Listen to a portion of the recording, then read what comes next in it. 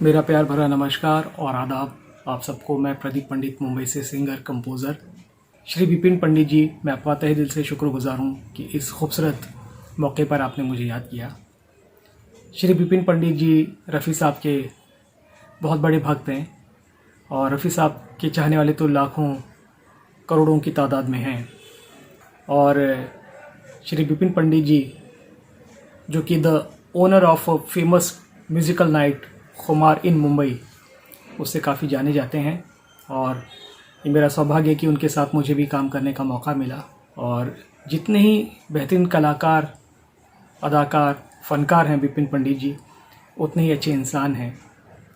अक्सर जब मेरी उनसे बात हुआ करती है रूबरू और फ़ोन पर, तो रफ़ी साहब का बहुत चर्चा होता है। तो हम कुछ रफ़ी साहब की चर्चा करेंगे, इसी वजह से मैं यहाँ पे उपस्थित हुआ हूँ।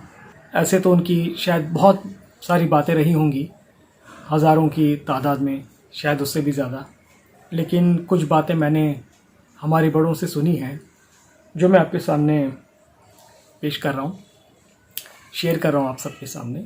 रफ़ी साहब जितने बेहतरीन सिंगर थे, सिंगर्स में अगर उन्हें एंजल कहा जाए तो कोई दो राय नहीं होंगी, उतने ही अच्छे इंसान भी थे वो। बहुत काइंड, बहुत ही नमाजी।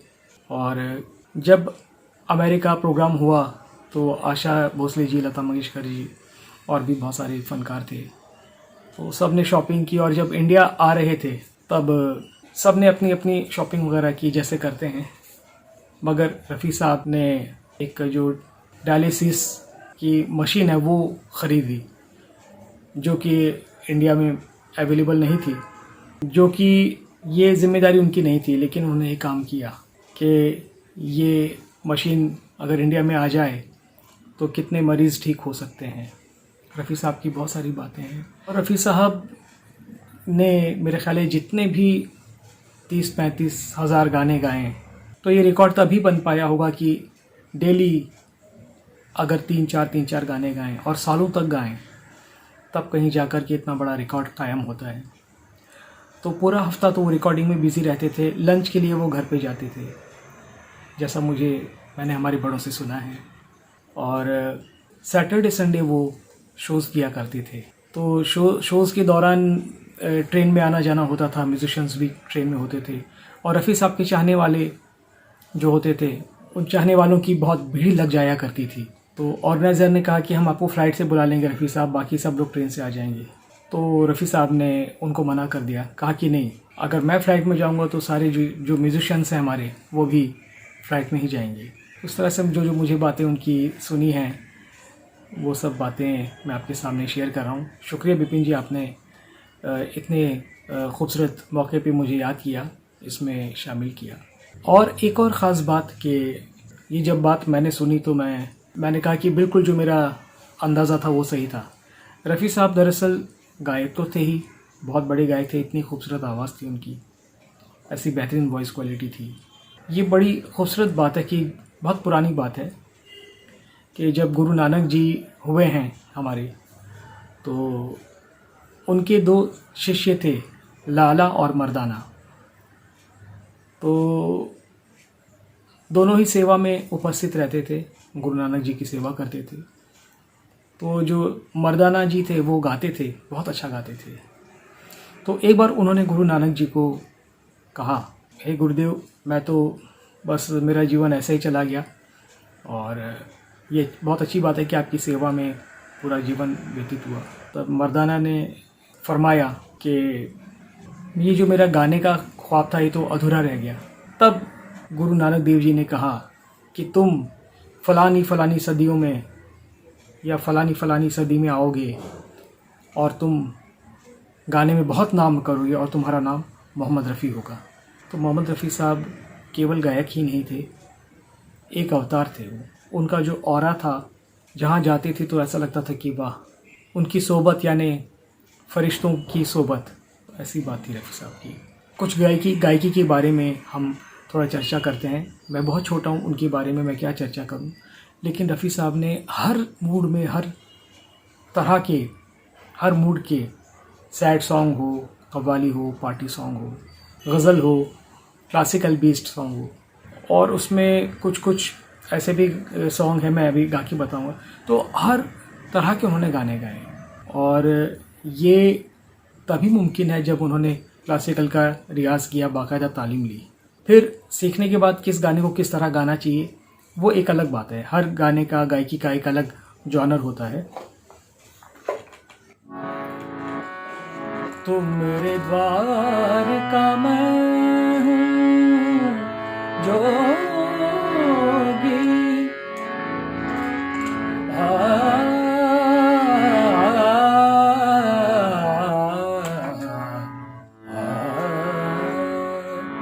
तो मेरे द्वार का मैं हूँ जोगी, हाँ मेरी और नजर कब होगी, सुनो मोरे व्याकुल मन का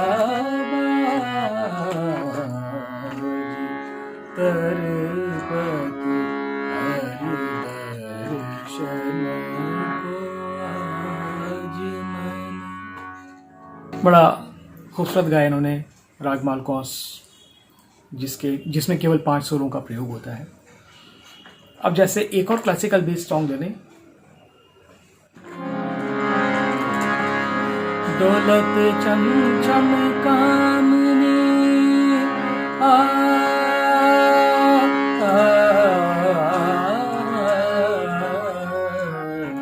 दौलत चम चम कामनी, चमकत जैसे दामिनी, चंचल प्यारी छब लागे मधुबन मेरा धिका, नाचे रे मधुबन में।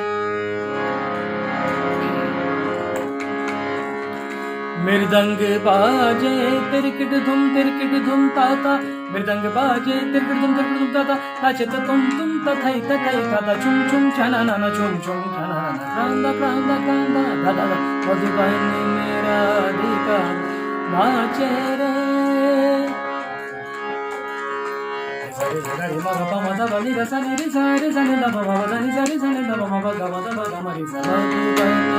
राधिका नाचे रे, सा सा सने तब मधुबनी मेरा राधिका नाचे रे। इसमें जो लास्ट का जो पार्ट है इसको तराना कहते हैं। तो तराना भी क्लासिकल के ही एक अंग में आता है, जैसे बंदिश, टप्पा, ठुमरी, तराना। तो ये तराना है। ओ दे नादर देता नेता दारे देम देम तना ना नादर देता नेता दारे देम देम तना, ओ देता ना दिल देता ना दिल दिल दिल तुम दिल दिल तातर करता तुम तर करता कर करता दार नादर देता नेता, ओ दे नादर देता नेता, ओ दे नादर देता नेता दारे देम तादारे देम तादारे देम। खैर मैं अपना गाना नहीं सुना रहा हूँ, बल्कि हर सिंगर को रफ़ी साहब से बहुत कुछ सीखने को मिलता है। कमाल की बात तो ये है कि पूरे गाने को लाइव एक साथ गाना, उसकी रिहर्सल करना, उसको जस्टिफाई करना, फिर दूसरी रिकॉर्डिंग में जाना, फिर वो गाना गाना। आजकल तो डबिंग हो जाती है, मल्टी ट्रैक्स है, काफ़ी टेक्निक्स है, आवाज़ को सुर में भी कर दिया जाता है। तो ऐसे थे रफ़ी साहब। बात करता हूँ अभी दूसरी, मैं रफ़ी साहब से ही जुड़ी हुई श्री लक्ष्मीकांत जी प्यारेलाल जी, जिनका गाना था चाहूँगा मैं तुझे सांझ सवेरे, आवाज़ मैं ना दूंगा। देख मुझे सब है पता, सुनता है तू मन की सदा, मितवा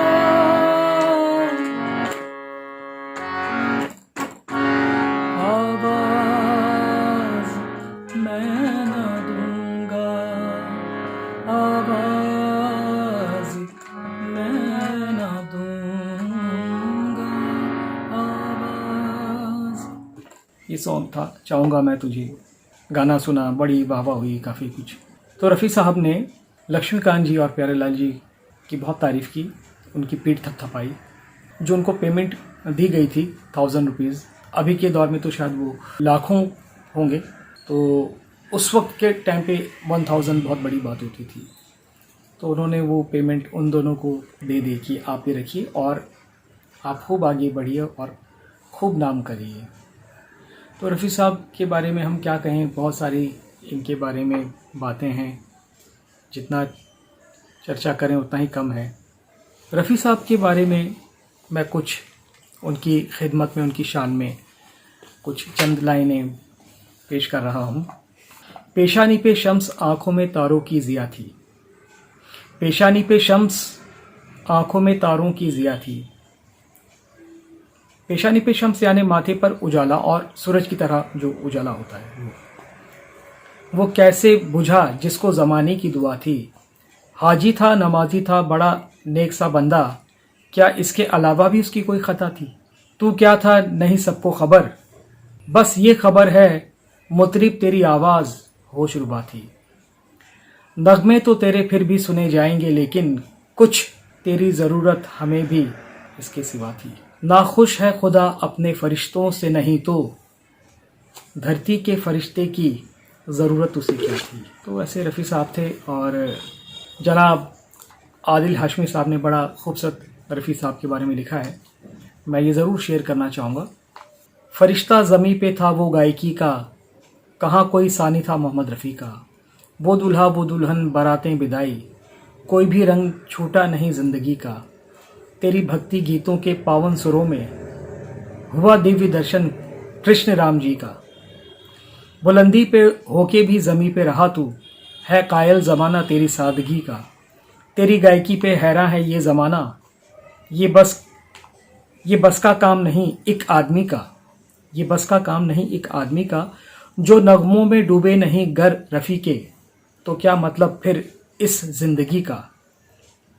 रफ़ी ने जिसे यूं गुनगुना दिया, अमर हो गया लफ्ज़ वो शायरी का। तो रफ़ी साहब ने हर किस्म का गाया, कव्वाली गाई है और एक महमूद साहब के लिए गाना गाया।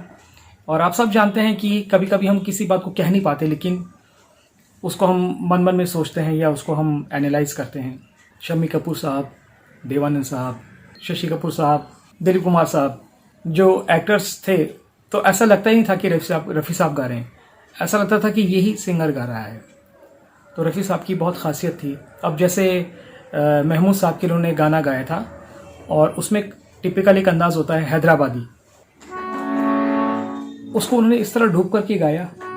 हम काले हैं तो क्या हुआ दिल वाले हैं, हम तेरे तेरे तेरे चाहने वाले हैं। हम काले हैं तो क्या हुआ दिल वाले हैं। तो ये एक अंदाज़ होता है कि किस तरह से गाना है, गाने का क्या मूड है। और बहुत बहुत शुक्रिया श्री विपिन पंडित जी कि आपने इस खूबसूरत मौके पे मुझे याद किया। रफ़ी साहब अभी हमारे बीच होते तो 90 वर्ष के होते और तकरीबन हमसे रुखसत हुए उनको 40 साल तकरीबन हो गए हैं। और रफ़ी साहब ने, मैंने जैसे कहा, आप सब जानते हैं कि हर किस्म का गाया उन्होंने और उनकी वॉइस क्वालिटी का ऐसा खूबसूरत अंदाज़ था कि लो नोट, जैसे लो, मिडल पिच और हाई पिच, वो उसमें एक ही जैसा उनका साउंड का जो आवाज़ का जो संतुलन था, जो बैलेंस था, वो एक जैसा रहता था।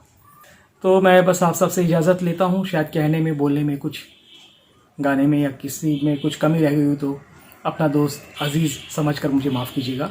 और आखिर में ये जाते जाते मैं सिर्फ रफ़ी साहब ने जो कव्वाली गाई मशहूर, मैं सिर्फ उसकी 2 लाइन ही गा रहा हूँ।